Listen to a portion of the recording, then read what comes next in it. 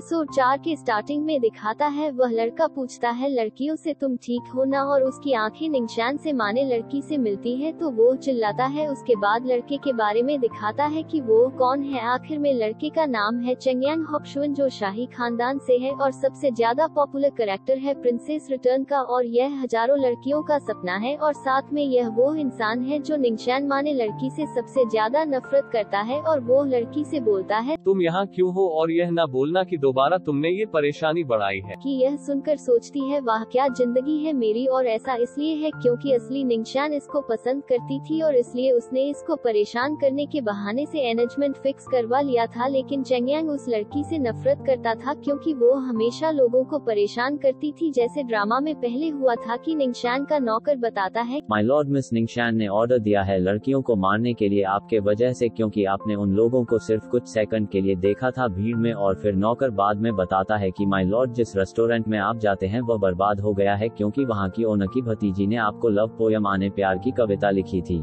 ये सब सुनकर लड़के को लड़की से एकदम नफरत होती है, इसलिए लड़के के नफरत वाले लिस्ट में लड़की फर्स्ट नंबर पर होती है। लड़की यह सब टीवी पर पहले ही देख चुकी होती है कि लड़का असली निंगशान से कितना नफरत करता है, और वह बोलता है कि ये तुम्हारे ही साथी है ना, तुमने इसलिए ये सब किया है क्योंकि मैं तुम्हारे सामने आ सकूं। तो लड़की बोलती है मैं नहीं हूँ और मैंने नहीं किया है ये, और वह बोलता है कि मैं तुमको वार्निंग दे रहा हूँ निंगशान, मेरे पास और भी काम है और तुम्हारे इस फालतू खेल के लिए मेरे पास कोई भी टाइम नहीं है और मैं जा रहा हूँ। तो लड़की रोते हुए उस लड़के को समझा रही होती है कि यह कोई प्रैंक नहीं है, और वह बोलता है कि मुझे परेशान मत। तो लड़की बोलती है ब्रो मैं समझ गई, लेकिन कम से कम तुम जाने से पहले इन डाकुओं को मार नहीं सकते हो क्या? और वह बोलता है कि तो मैं तुम्हारा कोई भी बहाना नहीं सुनना चाहता हूँ और तुम ये क्या कर रही हो। दिखाता है लड़की लड़के का पैर पकड़ लेती है तो लड़का बोलता है रॉन्ग निंगशान, तुम बड़े खानदान की लड़की हो, ये क्या कर रही हो। तो लड़की बोलती है उससे मैं तुमको जाने दूंगी, अगर तुम इन डाकुओं को भगा दोगे। तो ये दोनों आपस में बहस कर रहे होते हैं। लड़का लड़की को छोड़ने के लिए बोल रहा होता है और लड़की उसको बचाने के लिए बोल रही होती है, और यह सब डाकू का लीडर देखकर गुस्सा हो रहा होता है और उसका कोई साथी बोलता है बॉस, मुझे लग रहा है कि ये दोनों हम लोगों को इग्नोर कर रहे हैं। तो लीडर गुस्से में सोचता है इन लोगों की हिम्मत कैसे हुई मुझे इग्नोर करने के लिए, और वो अपने आदमियों को उन लोगों को पकड़ने के लिए बोलता है। तभी वो लड़का बोल रहा होता है कि रॉन्ग निंगशान, अगर तुम मुझे जाने नहीं दोगी तो फिर मैं तुमको आसानी से छोड़ूंगा नहीं। तो लड़की चिल्लाती है तुम्हारे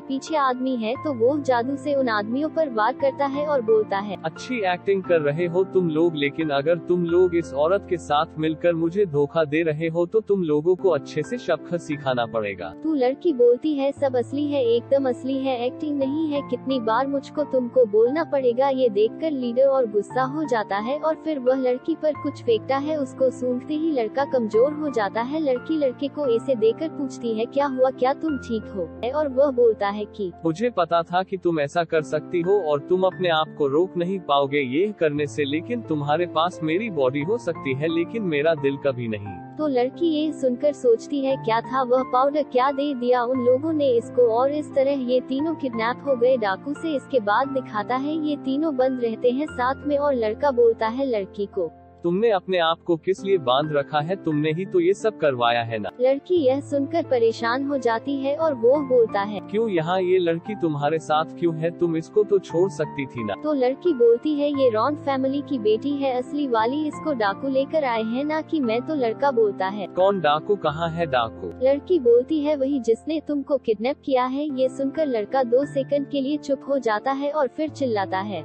फिर वो सब असली डाकू थे। तो लड़की बोलती है आखिरकार तुमको समझ आ गया।